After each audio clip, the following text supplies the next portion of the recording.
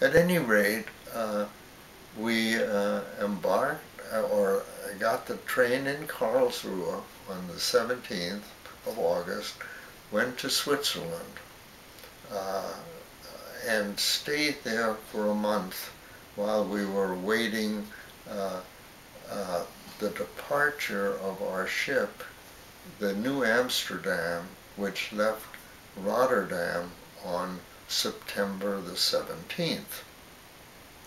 Uh, we stayed in um, Switzerland, and I recall that we were all together in this hotel, and we could see a mountain, Mount Julia, Julia, and I don't know where it is now and where we stayed, but Edith and my father decided one morning uh, to hike the mountain and return that evening. And I remember very vividly that I was anxious and that I was very concerned that the family stay together and that nothing should happen before we completed our journey.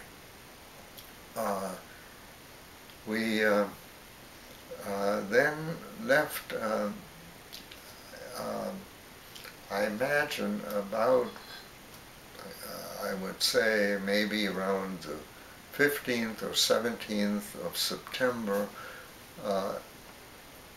We left Switzerland, and by way we had to have transit visas through France and Belgium before we arrived in Rotterdam and where the ship was. But we spent, as I recall, about a week in Amsterdam visiting relatives of my parents. We boarded the ship. The ship departed on September 17th, 1938, but that was a Saturday, and excuse me, and mother being very religious, as was her mother, my maternal grandmother, would not board a ship on Saturday. And so they arranged, as my mother had a way of doing, that we boarded the ship on Friday evening before the beginning of Shabbat. And the ship, and then we sailed. Interestingly enough,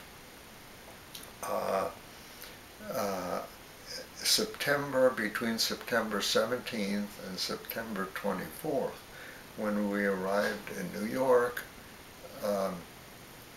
there was a hurricane, a very significant hurricane which battered the eastern coast of the United States.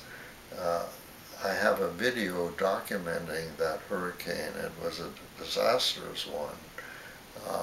And it, of course, affected the weather in our ship. And I know I saw my first movies on that board ship. One was called Three Loves Has Nancy, and the other was Test Pilot. And I remember that, I remembered those movies. Not Three Loves Has Nancy, but Test Pilot. And the ship rocked, and I ran out of the theater and did my thing overboard, as did many other people. My brother and I also played shuffleboard, and because of the rocking of the ship, the what are they called? The little things you shuffle. I don't know. Pucks or whatever. Pucks or whatever kept going overboard, and we went back, I think, 3 times to the purser to get a new set. At the last time he told us to go to hell, which was one of the words I learned at that time.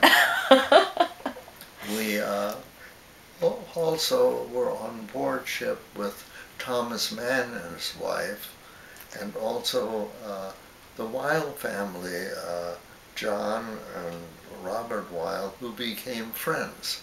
And John Weil and I are still very close to this day. He living in Orinda in California. But so those, and Thomas Mann and his wife, our departure from Germany was no big deal, but Thomas Mann's departure was a great blow to the Nazi regime. He being non-Jews, famous already at the time,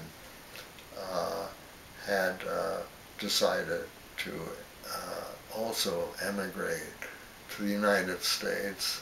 And as another aside, his son became a violin teacher. He was a violist in the San Francisco Symphony, but taught violin.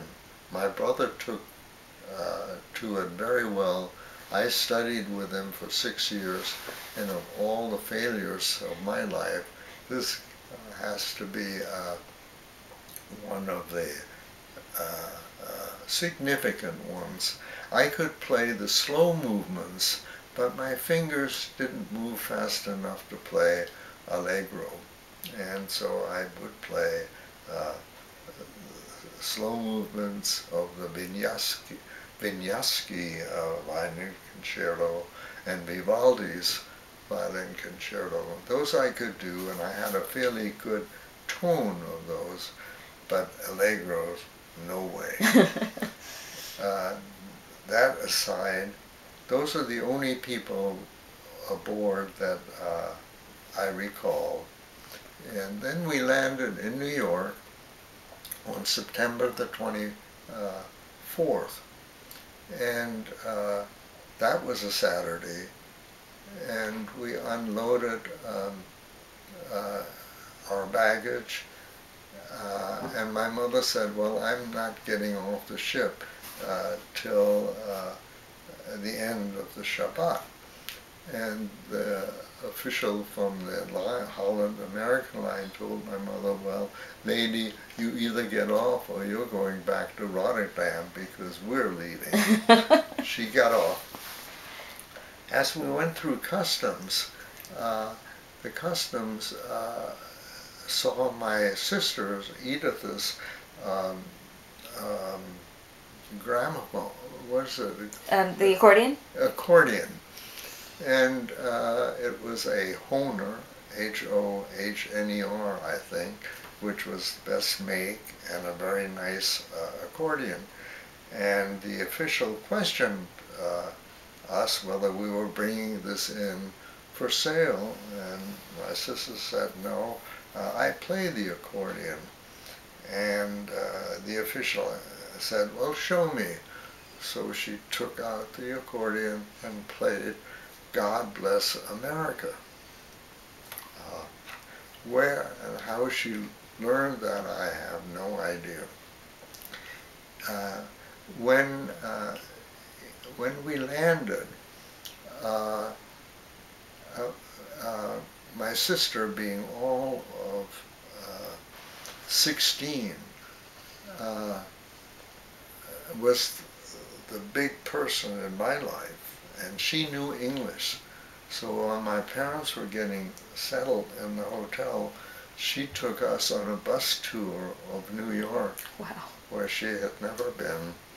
We went to the top of the Empire State Building. We went to the, what was it, the center where the Rockettes were? The Radio City Music Hall. Music Hall. And we felt in the company of a very competent adult, she being 16. What an amazing person. And and one of the striking things I remember was that as we were in the bus, we were stopped because there was a parade.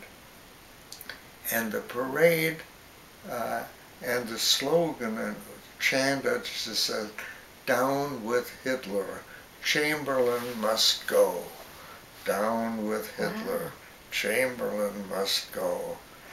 And I don't know how I knew it at the time. I knew that Chamberlain was English, and the English were our friends. The Brits were our friends. Hitler, of course, is self-evident. And it turned out that this was the days after the Chamberlain had signed the Munich Accord, coming home to Britain with this piece of paper saying, peace in our time, having surrendered parts of Czechoslovakia to the Germans. So I remember that episode very well. We stayed in New York with relatives for about 3 weeks, and then took a ship, the City of Newport News, through the Panama Canal to San Francisco. And the reason we did that was that my father could pay for the ship journey in German marks, but could not pay for trains from New York to San Francisco. So we went through the Panama Canal, and I remember the locks and the little locomotives very well. And then we stopped at Acapulco. And at Acapulco, first of all, young boys came in canoes to the boat and shouted, "Lady, give me money, lady, give me money," and people dropped coins down there.